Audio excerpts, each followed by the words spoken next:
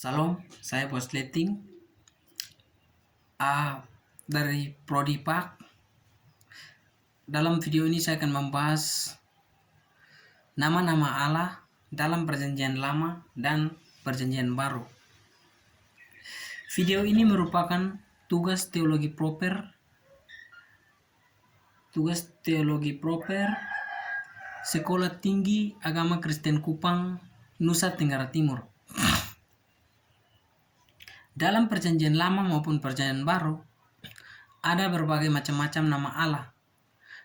Masing-masing nama Allah itu juga disebutkan dari keunggulan-keunggulannya yang perkasa. Yang pertama adalah El Shaddai. El Shaddai adalah satu nama Allah yang paling sederhana dikenakan untuk Allah, artinya bahwa Allah yang Maha Kuasa. El Shaddai juga memiliki konotasi yang sangat hangat dan pribadi yang menandakan bahwa Allah itu sanggup menolong umatnya dan memberkati. Nah, El Shaddai juga terdiri dari dua kata. El artinya Allah dan Shaddai artinya kuasa atau Maha Kuasa. Jadi Allah diartikan bahwa Allah yang Maha Kuasa. Dalam Maha Kuasa ini, Dia sanggup melakukan segala sesuatu. Dia yang berkuasa atas bumi dan alam semesta. Dia juga yang berkuasa untuk kepenuhan umatnya di dunia ini. Jadi, dalam Maha Kuasa ini, Dia juga yang mencukupi segala keperluan yang diperlukan untuk umatnya itu sendiri. Yang kedua adalah Elohim. Elohim yang dikenakan kepada Allah, bahwa Elohim adalah Dia yang Allah yang berkuasa atau Allah yang memiliki kekuatan sepenuhnya. Nah, dalam Elohim menunjukkan kuasa dan wibawa atau otoritas Allah, di mana Allah sanggup melakukan sesuatu dengan kekuatan. Manusia diartikan bahwa manusia tidak bisa jalan sendiri tanpa kekuatannya sendiri, dan di situ ada kekuatan yang nyata dari Allah itu sendiri yang turun untuk menopang setiap manusia. Nah, Elohim juga adalah Tuhan adalah Allah, dan Tuhanlah itu adalah Tuhan sendiri. Artinya bahwa Dia yang berkuasa untuk semua umatnya. Dan Allah Elohim menekankan bahwa Allah pencipta adalah Tuhan yang mutlak atau yang benar-benar kuat dan dahsyat.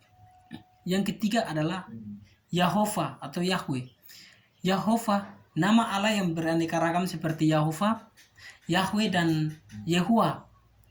Ketika menyebutkan nama Yahweh ini, konotasinya negatif,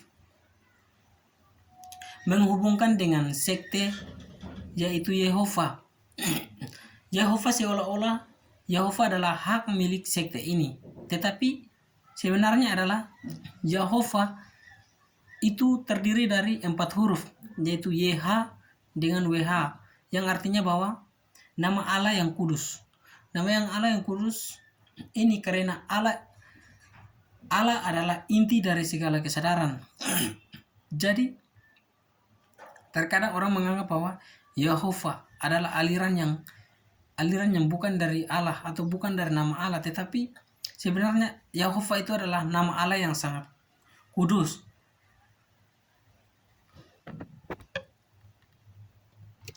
Nama Allah yang berikut adalah Adonai.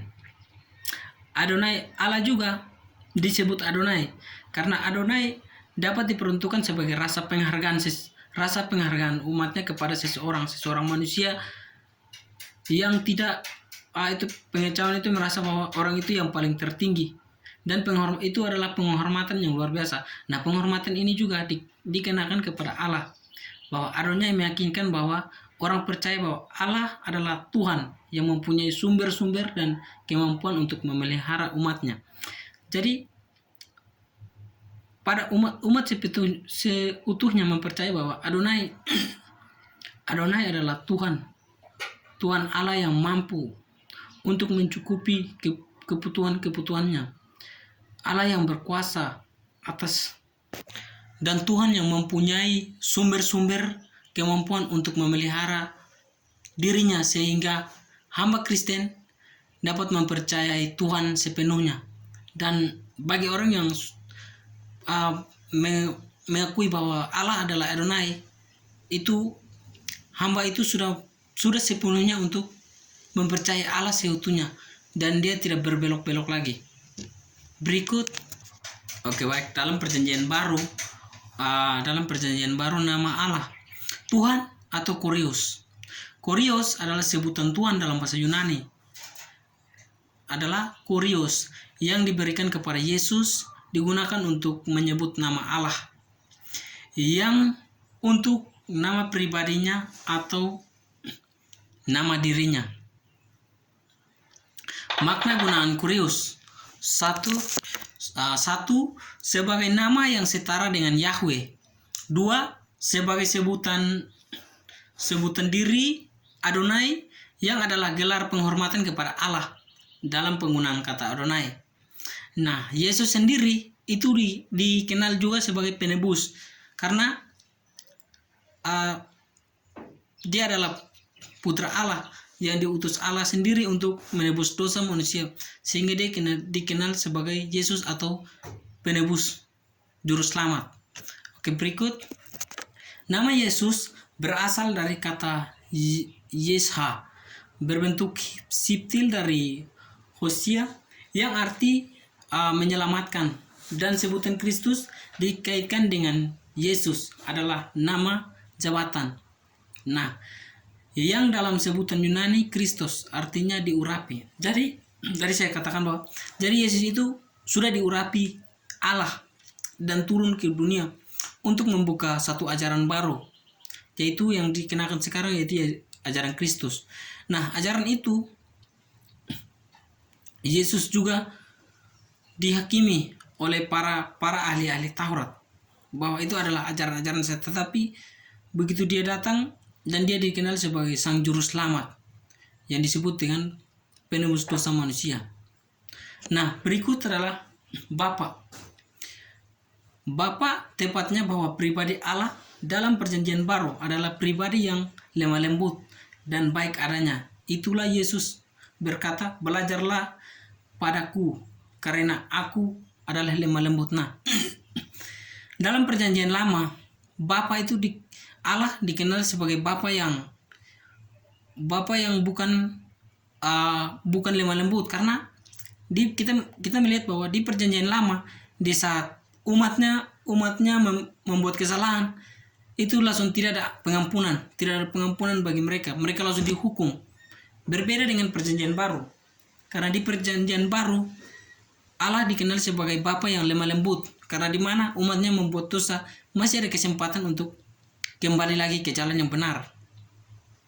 Nah, ia memberikan, dan Bapa juga memberikan kepada anaknya anugerah dan damai sentosa. Bahkan kita juga diperintahkan untuk berdoa, untuk menyebutnya Bapa dalam doa, seperti yang sudah Yesus ajarkan dalam doa Bapa kami kepada murid-muridnya. Nah, jadi manfaatnya adalah agar kita tahu bahwa bagaimana nama-nama Allah dan apa saja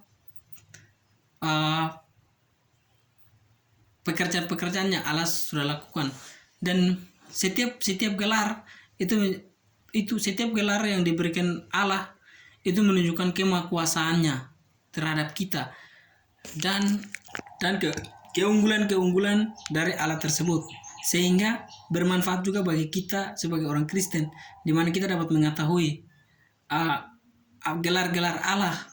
Contohnya seperti El Shaddai, di mana Allah sangat berkuasa dalam dunia dan alam semesta, dan juga